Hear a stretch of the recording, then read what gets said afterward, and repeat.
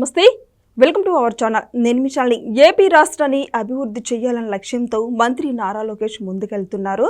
అయితే మన అనంతపురం జిల్లాలో పర్యటిస్తూ నాయకులతో ఆగ్రహం వ్యక్తం చేశారు. అయితే దీని మీద పూర్తిగా విశ్లేషించడానికి మనతో స్టూడియోలో ఉన్నారు ప్రముఖ రాజకీయ విశ్లేషకులు అడుసుమల్లి శ్రీనివాస్ గారు ఉన్నారు. వారిని విషయాలను తెలుసుకునే ప్రయత్నం చేద్దాం. నమస్కారం సార్. నమస్కారం అండి. సార్, ఈ రోజున రాష్ట్రాన్ని అభివృద్ధి చేయడానికి ముందుకు అడుగులేస్తూ లోకేష్ గారు వెళ్తుంటే నాయకులేమో వాళ్ళ పట్ల ఇప్పుడు ఆగ్రహం వ్యక్తం చూపించడం మీద స్పందన ఏంటి సార్? ఇప్పుడు యాక్చువల్గా మొన్న లోకేష్ గారు ప్రజా దర్బార్ పార్టీ ఆఫీస్లో పిటిషన్ స్వీకరించారు. అవును, దాదాపు 5-6 వేల మంది వచ్చారు. అంటే 5-6 వేల మంది మెయిన్ ఆఫీస్ దగ్గరికి వచ్చారంటే వాళ్ళందరూ కూడా ఆయా నియోజకవర్గాల్లో ఆయా ఎమ్మెల్యేలు దగ్గర వెళ్ళే అవకాశం లేక ఇక్కడికి వచ్చారనేటువంటిది అర్థమవుతుంది. దాంతో కొంచెం ఇబ్బందికరమైన వాతావరణం అది పార్టీకి. ఎందుకంటే తెలుగుదేశం పార్టీ అనేటువంటిది పూర్తిగా cadre based party. Telugu Desam party cadre అంటే కార్యకర్తలు, ద్వితీయ తృతీయ శ్రేణి నాయకులు, వాళ్ళు పట్టుదలగా పనిచేస్తే ఆ పార్టీకి ఓటమే లేదు. వాళ్ళు ఓట్లు వేసినా కానీ మాకు ఎందుకు వచ్చిన గొడవని ఇంట్లో పడుకుంటే పార్టీ దెబ్బైపోయింది. ఇది చరిత్ర చెప్పిన సత్యం.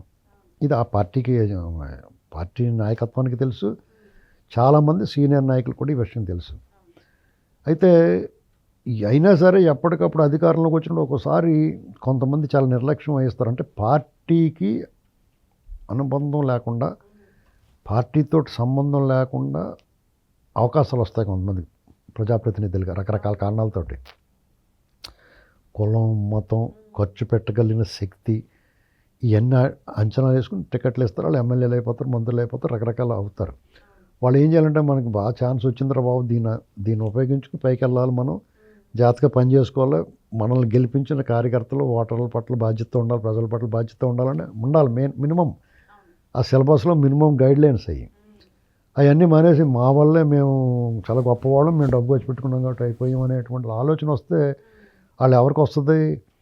పార్టీతోటి అటాచ్మెంట్ లేని వాళ్ళకి. అంటే పార్టీ కార్యకర్తగా, నాయకుడిగా క్రమక్రమంగా ఎదిగి అందలం ఎక్కిన వాళ్ళకైతే ఎన్ని బాధ్యతలు ఉంటాయి. సడన్గా వచ్చి కూర్చోమంటే ఇప్పుడు ఒక మంచి పొజిషన్లో సడన్గా తీసుకొచ్చి కూర్చోబెడితే వాళ్ళకి ఏముంటుంది? అదంతా నేను గొప్పని కాబట్టి తీసుకొచ్చి కూర్చోబెట్టడం ఉంటారు. ఇలాగా కొంతమంది ఉన్నారు. అయితే అలాగ సడన్గా లేకపోతే రాజకీయాల సంబంధం లేకుండా ఒక రకంగా మంచి పొజిషన్లో ఉన్న వాళ్ళకి మళ్ళీ ఏదో రకంగా కొత్తగా వచ్చి చేరిన వాళ్ళైనా ఉంటారు. కొంతమంది వాళ్ళు బాగా పనిచేస్తున్నారు. కొంతమంది బాధ్యతగా ప్రజల పట్ల ఒక బాధ్యత, అదొక వ్యాపకంగా దాన్ని ఎంజాయ్ చేసుకుంటున్నారు పనిచేసి. అలాగే ఆర్మీల రాధాకృష్ణ గారు ఒక ఆయన ఉంటాడు. కానీ రఘురామకృష్ణరాజు గారు డిప్యూటీ స్పీకర్ హోదాలో ఉన్నాడు. ఆయన అసలు ఎమ్మెల్యేగా ఆ నియోజకవర్గాన్ని ఆదర్శంగా తీసుకోవాలి చాలామంది. ఆయన సొంతంగా ఆయన సర్కిల్ నుంచి ఫండ్స్ రేజ్ చేయించుకుని కూడా పనులు చేయించుకుంటాడు.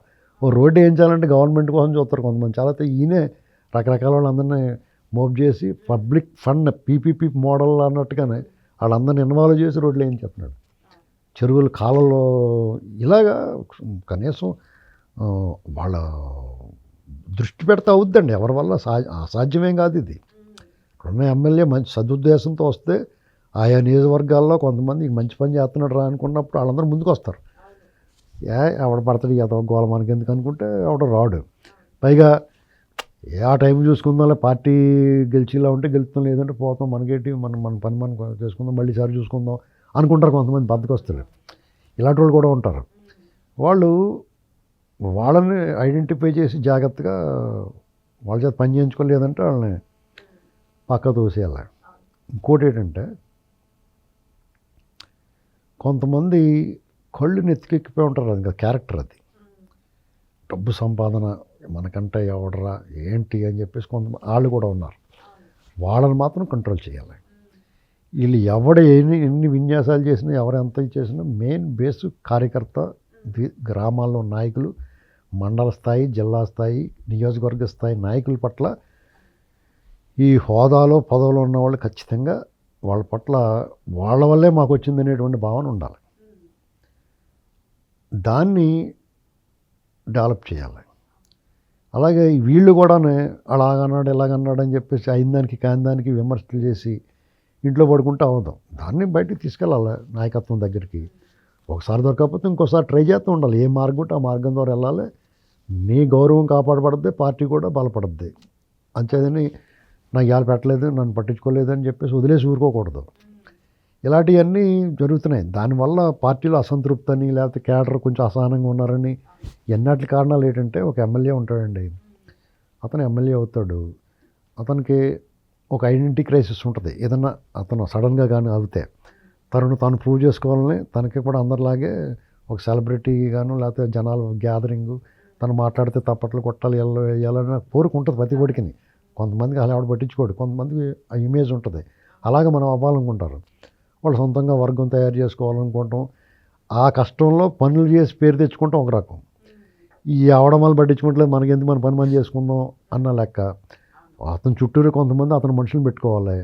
అప్పటికి ఆల్రెడీ ఉన్న కార్యకర్తలు ఇతను గౌరవం ఇవ్వాలి. కానీ వాళ్ళు సీనియర్, ఇతనికన్నా సీనియర్లు కాబట్టి, ఇతను జూనియర్ కాబట్టి కొంచెం వాళ్ళు హై హ్యాండెడ్గా ఉంటారు.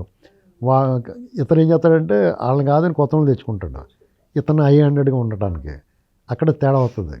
దాంతో ఏమవుతుందంటే ఆ పాత వాళ్ళకి, సీనియర్లు అందరికీ ఎవరన్నా కొత్త వాళ్ళు తెచ్చిపెట్టుకున్నారు, వాళ్ళు ఏదో లెవెల్ వేస్తున్నారు, దానికి మనం వాళ్ళ దగ్గర మాట్లాడాల్సి వస్తుంది. ఇంత సీనియర్లు వీళ్ళెవరో తెలియదు, వీళ్ళు ఎంత పని చేశారో, ఎంత కష్టపడ్డారో ఆ కొత్తగా వచ్చిన వాళ్ళు తెలియదు. దాంతో వీళ్ళని నిర్లక్ష్యం చేస్తారు, వాళ్ళు కోపం వస్తుంది, మెల్లమెల్లగా దూరం జరుగుతారు. మళ్ళీ సార్ ఈ నెగ్గకూడదు, ఈ ఓడిపోవాలనుకుంటాడు. మా చంద్రబాబు నెగ్గాలి, ఈ ఓడిపోవాలనుకుంటారు. వీళ్ళు నెగ్గకుండా చంద్రబాబు నెగ్గుతాడు. దాన్ని బ్యాలెన్స్ చేయాలి జాగ్రత్తగా. ఈ ఎమ్మెల్యేలు కంట్రోల్ చేయాల్సిందే, వాళ్ళ మీద కర్రపెత్తనం చేయాల్సిందే.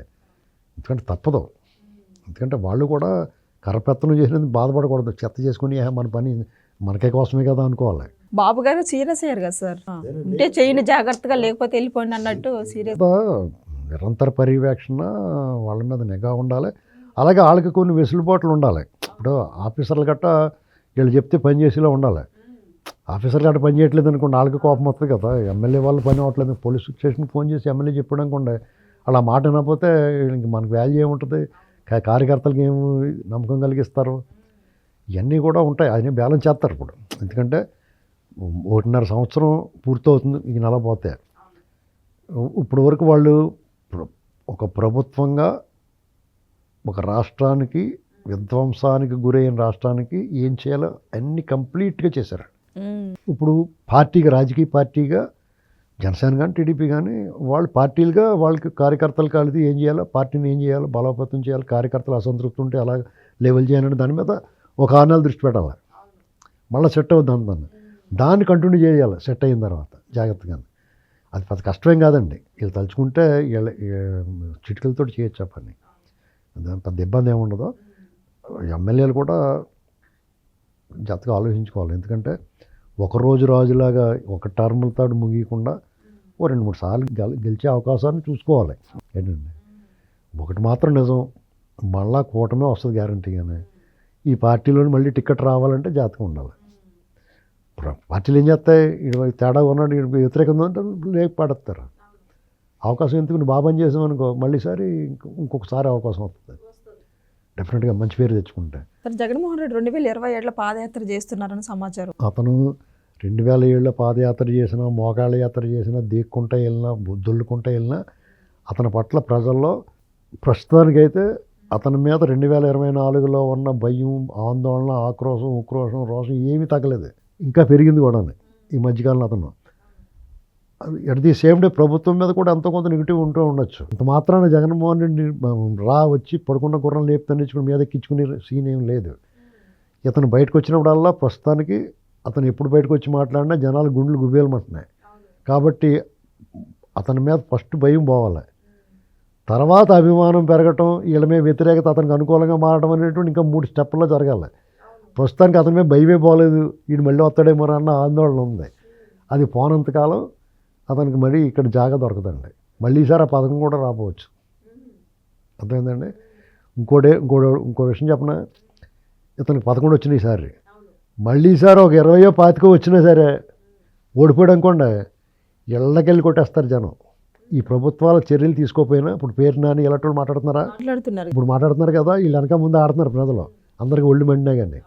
మళ్ళాసారి ఇంకో 29 తర్వాత ఎన్నో కొన్ని పెరిగినాయి అనుకోండి, సీట్లు పోయి వాళ్ళు అనుకున్నట్టుగా మళ్ళీ వాళ్ళు గెలిచే అధికారంలో రాకపోయినా ఒక 5-10 సీట్లు పెరిగినాయి అనుకోండి, 11 వచ్చినా, 20 వచ్చినా, లేదా ఒక 25 వచ్చినా, జనం వీళ్ళు ఇలాగా మాట్లాడుతున్నారు అనుకో, ఇప్పుడు కొట్టిన వాళ్ళు ఇంటికి వెళ్ళి కొడతారు వీళ్ళందరినీ. ఎవరిని ఈ ఎమ్మెల్యేలు వాళ్ళని అసహ్యము భయము కోపం అని ఏకకాలంలో ఉన్నాయి. అవన్నీ పోగొట్టుకోవాలంటే వాళ్ళు పెద్ద యాగం చేయాలి, అసిధార వ్రతం చేయాలి. అవన్నీ మానేసి మళ్ళీ మీ సంగతి చూస్తాం మీరు చూస్తాం మళ్ళీ వచ్చేస్తాం, మళ్ళీ నేను ఎలా రానిస్తాం రా అప్పుడు ఆలోచన అవుతుంది, ఈయన మళ్ళీ రానివ్వకూడదు రా బాబు అనుకుంటారు ఇలాంటి మాటలు మాట్లాడుతుంటే. ఇతను పాదయాత్ర చేస్తే సుఖమే ఉందండి.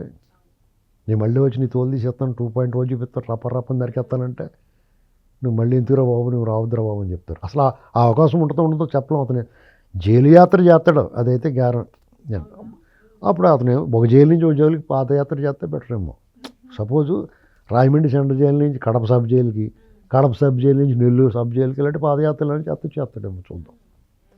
అలా ఆ టైం కూడా ఎవరు పాదయాత్ర చేయాలంటే కాసేపు జీపులో తీసుకెళ్తామండి అక్కడి నుంచి నడవండి, అంతేగాని టైం ఏం లేదు పని చూసుకోండి అని చెప్తారు. ఏంటి సార్ అంబటి రాంబాబుని అరెస్ట్ చేస్తారని భయంతోనే మాట్లాడుతున్నాడా ఏం సార్? అసలు అరెస్ట్ చేస్తారనే భయంతో ఏం కాదనండి. అతను మనస్ఫూర్తిగా చెప్పి దేవుడి దగ్గర అబద్ధాలు ఎందుకు ఆడతారు. అతను దేవుడి దగ్గరికి వెళ్ళాడు, అక్కడ దర్శనం బాగా జరిగింది, మంచి భోజనం ప్రసాదం అన్నప్రసాదం బ్రహ్మాండంగా ఉంది, బాగా నిర్వహిస్తున్నారు అనేటువంటి దాన్ని నిష్కల్మషంగా చెప్పాడు. దానివల్ల ఈ ప్రభుత్వంలో మార్కులు ఏం పడవు కానీ దేవుడి దగ్గర మార్కులు పడతాయి డెఫినెట్గా. ఎందుకంటే ఇప్పుడున్న పరిస్థితి ఉన్నట్టు నిజం చెప్పడానికి కూడా గొప్పగా భావించాల్సిన రోజులు ఇవి. అది పెద్ద విశేషం ఏం కాదు, చాలా బాగుంటుంది అక్కడ, బాగుందని చెప్పాడు, పెద్ద విశేషం ఏముంది. కానీ అలా ఎవడో చెప్తలేదు కదా, వాళ్ళు ఏదో వంకెడుతున్నారు, ఏదో రంధ్రాన్వేషణ చేస్తున్నారు. దానితో కరుణాకర్ రెడ్డి అన్న కూడా ఏ మాట్లాడినా అడిగితే వెళ్దాం. Thank you sir.